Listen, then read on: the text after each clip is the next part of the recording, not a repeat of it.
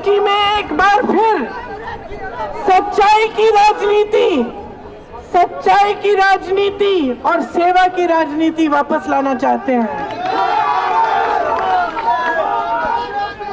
मैं आज 3 तारीख है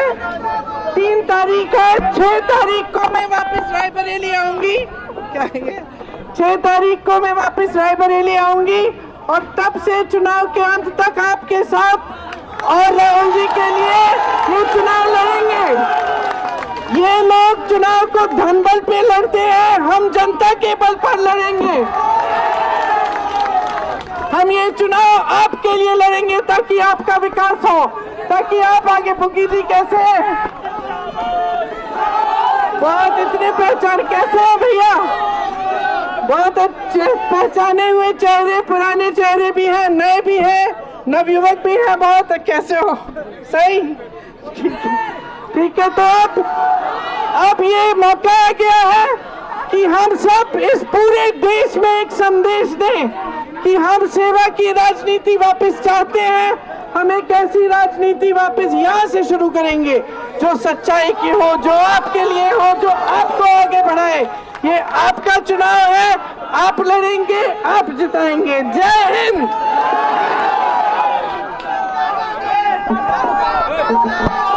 रायबरेली वापस लौटेंगे और उसके बाद जब तक यहाँ पर चुनाव नहीं हो जाते, यानी 20 मई को जब तक यहाँ चुनाव पूरे नहीं हो जाते, यहाँ पर रायबरेली और अमेठी की जनता के बीच रहेंगी। साफ तौर पर कहा है कि यहाँ पर जो उम्मीदवार कांग्रेस की ओर से उतारे गए हैं वो यहाँ के जाने पहचाने चेहरे हैं, लोगों के बीच, जनता के बीच उन्होंने काम किया है। ऐसे में उनको आपको चुनना है, ये अपील प्रियंका गांधी की तरफ से की गई है। और ये देखिए तस्वीरों के जरिए आपको दिखा रहे हैं, यहाँ पर अचानक से थोड़ा सा क्योस की स्थिति जरूर है, लेकिन ये देखिए यहाँ पर जिस ट्रक पर प्रियंका गांधी सवार है वो अब आगे की तरफ मूव करेगा, गाड़ी वो नीचे उतर के वापस नॉमिनेशन के लिए यहाँ से निकला जाएगा। कोशिश कर रहे हैं हम आपको हर एक तस्वीर सबसे पहले पहुंचाएं। और ये देखिए मुख्यालय की तस्वीरें भी एक बार देखिए फिर से, किस तरीके से कांग्रेस के तमाम कार्यकर्ताओं में इस वक्त जोश है। प्रियंका गांधी जैसे ही यहाँ पर आई, जोरदार तालियों से उनका स्वागत हुआ और प्रियंका गांधी की तरफ से यहाँ पर जो कार्यकर्ता उनसे मुखातिब होते हुए कहा गया कि हम लड़ेंगे और हम जीतेंगे। प्रतिमा मिश्रा हमारी संवाददाता इस वक्त अमेठी से ये लाइव तस्वीरें हम तक पहुंचा रही हैं। प्रियंका गांधी को हमने सुना अमेठी की जनता से कहती नजर आई कि हम सेवा की राजनीति वापस चाहते हैं। 6 मई से लेकर लगातार जब तक चुनाव नहीं हो जाते मैं आप लोगों के बीच ही रहूंगी, अमेठी रायबरेली में ही रहूंगी, ये कहा है प्रियंका गांधी ने अमेठी पहुंचकर।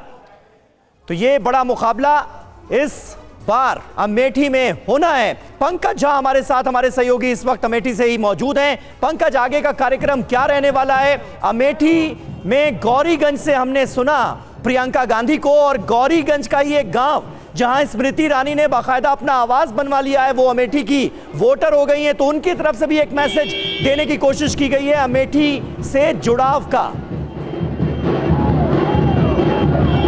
देखिए, ये राहुल और प्रियंका गांधी दोनों यहाँ से गौरीगंज से कांग्रेस ऑफिस से ये काफिला जा रहा है। और ये बात जैसा हम कह रहे थे ना कि राजनीति में आप किस तरीके से आपका व्यवहार होता है वो दिखता है, उसका मैसेज जाता है। और यहाँ जिस तरीके से दोनों भाई बहन आए और किशोरी लाल शर्मा से मिले, उनके लिए नामांकन से पहले अपना समर्थन बताया और कहा कि उनके लिए चुनाव प्रचार करती रहूँगी, प्रियंका ने जो बात कही है। और यहाँ से अब ये सब दोनों भाई बहन जा रहे हैं और अब वो जा रहे हैं रायबरेली, जहाँ पर सोनिया गांधी और कांग्रेस के अध्यक्ष मल्लिकार्जुन खड़गे वहाँ पहले से मौजूद रहेंगे। और आपको बताऊं कि उसके बाद वहाँ पर राहुल गांधी पूजा पाठ करेंगे, जो पहले से हवन वगैरह करते रहे जब सोनिया गांधी लड़ती थी तब भी, और फिर राहुल गांधी अमेठी में चुनाव प्रचार तो करेंगे ना राहुल गांधी। पंकज, इस सवाल का भी जवाब चाहिए।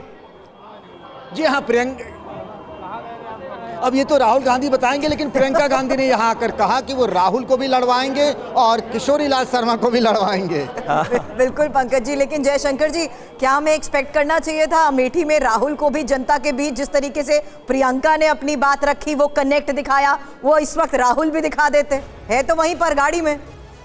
नहीं, वो हमको लगता है कि स्मृति ईरानी को ज़्यादा महत्व नहीं देना चाहते हैं, क्योंकि बार बार वो स्मृति ईरानी जी राहुल गांधी को टारगेट करती हैं, उनको चैलेंज करती हैं, चुनौती देती हैं जी। मुझे लगता है कि ये उम्मीदवारी किशोरी लाल शर्मा की दे करके उनके अहंकार और उनके बड़बोलेपन पर चोट करने की कोशिश की है।